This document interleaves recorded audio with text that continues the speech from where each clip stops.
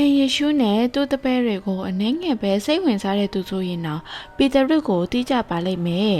။ဒါပေမဲ့ပေတရုရဲ့နာမည်အရင်းကရှီမွန်ဆိုတာကိုသိကြလား။ရှင်မာကုခရစ်ဝင်ကျမ်းအပိုင်း1မှာမှတ်တမ်းတင်ထားတာကတန်ဃာသည်များကကန်းဆာမှာပိုက်ကွန်ချနေတော့ကျွန်ုပ်နောက်ကိုလိုက်ခဲ့ပါ။လူတို့ကိုမျှတဲ့တန်ဃာသည်ဖြစ်စေရမယ်လို့သခင်ယေရှုကမိန့်ပါတယ်။သူကရှီမွန်နဲ့သူ့ရဲ့ညီအင်ဒရေတို့ကိုခေါ်ခဲ့ရလို့ဆိုထားပါတယ်။ထို့နောက်ရှီမွန်ရဲ့အိမ်ကိုလိုက်သွားပြီးရှီမွန်ရဲ့ယောက်ျားမကိုကုသပေးခဲ့တယ်လို့ဆိုထားပါတယ်။ဒါကကျွန်တော်တို့ကောင်းသိခဲ့တဲ့ပေတရုရဲ့ဇလံပဲဖြစ်ပါတယ်။ဒါဆိုရှီမွန်ကဘယ်အချိန်ကစပြီးပေတရုလို့ခေါ်တွင်စေခဲ့ရလဲ။ဒီနေ့အကြောင်းကတော့ရှီမွန်ဒါမှမဟုတ်သခင်ယေရှုရဲ့တပည့်ဖြစ်တဲ့ပေတရုအကြောင်းကိုအသေးစိတ်လေ့လာကြည့်ရအောင်။သခင်ယေရှုကဖိလိပ္ပုတကဲမြို့ကိုဖျက်လာတဲ့အခါတပည့်တော်တို့ကိုဒီလိုမေးပါတယ်။လူတွေကကျွန်တော်ကိုမြည်သူဖြစ်စေလဲ။မေးတဲ့အခါတပည့်တော်တို့ကအချို့ကကိုရောကနှစ်ချင်းဆရာယောဟန်တချို့ကအေလိယတချို့ကယေရမိသို့မဟုတ်ပရောဖက်တစ်ပါးဖြစ်မယ်လို့ဆိုကြပါတယ်။သခင်ယေရှုကိုကြည့်တော်သူတိုင်းကသူတို့အတိတ်ကကြီးကျယ်တဲ့သူတို့ကိုသတိရကြပါတယ်။သခင်ယေရှုကတပည့်တော်တို့ကိုထပ်မေးပါတယ်။သင်တို့ကကျွန်တော်ကိုဘသူဖြစ်တယ်လို့ဆိုကြသလဲ။ရှီမွန်ကဖြေပါတယ်။သင်ကခရစ်တော်ဖြစ်တယ်။ဖျားသခင်ရဲ့သားတော်ဖြစ်တယ်။သခင်ယေရှုကရှီမွန်ရဲ့ဘဝကိုသိပြီးဒီလိုပြောပါတယ်။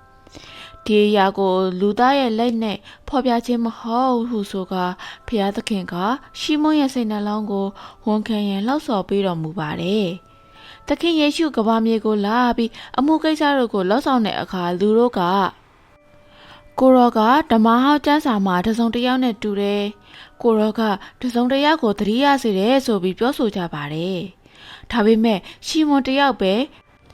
သခင်ယေရှုကဘသူဖြစ်ပြီးဘာလို့ကဘာမြေပေါ်လာရလဲဆိုတာကိုသိတော်မူပါတယ်။သူက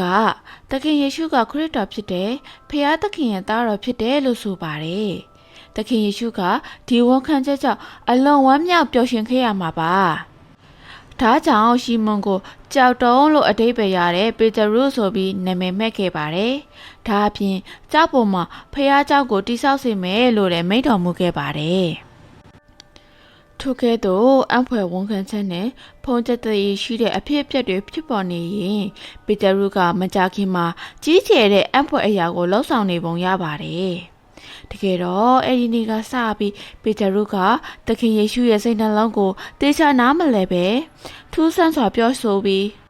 တိုးချိန်တိုင်အောင်ညှိပန်လို့သခင်ယေရှုစိတ်နှလုံးကိုနာကျင်စေခဲ့ပါတယ်။ဒါပေမဲ့နောက်ဆုံးမှာမျက်ရည်ကျပြီးသခင်ယေရှုစီပြန်လာခဲ့ပါတယ်။သခင်ယေရှုကပြောခဲ့တယ်ကျွန်တော်ကကြောက်တုံးနဲ့တူပြီးကြောက်တုံးပေါ်မှာဗိမာန်တော်တည်ဆောက်နိုင်မယ်လို့ပြောတယ်။သူကကျွန်တော်ကိုအယမ်းယုံကြည်ခဲ့တယ်။ကျွန်တော်ဘာတွေလုံးမိခဲ့တာလဲ။သူကဒီလိုအတွေးတွေနဲ့သခင်ယေရှုစီပြန်လာခဲ့ပါတယ်။တမန်တော်ဝတ္ထုကိုဖတ်ရှုကြည့်မယ်ဆိုရင်သခင်ယေရှုရှင်သန်ထမြောက်ပြီးမှအသင်းတော်ကိုတည်ထောင်နိုင်ခဲ့တယ်လို့ဆိုပါတယ်။သခင်ယေရှုကိုတတ်ခဲ့တဲ့ယုဒလူမျိုးတို့ဟာအသင်းတော်နဲ့တပည့်တော်တွေအတွက်ဒုက္ခဖြစ်ခဲ့ရပါတယ်။ဒါပေမဲ့အဲ့ဒီနောက်ပိုင်းအချိန်မှာတော့ယုဒလူမျိုးတို့ကိုဟောပြောပြီးဆက်ဆက်ချင်းတွေရဲ့အရှိမယက်တည်ခဲ့တဲ့သူတပည့်တစ်ယောက်ရှိခဲ့ပါတယ်။ထို့သူကပေတရုပါပဲ။သူက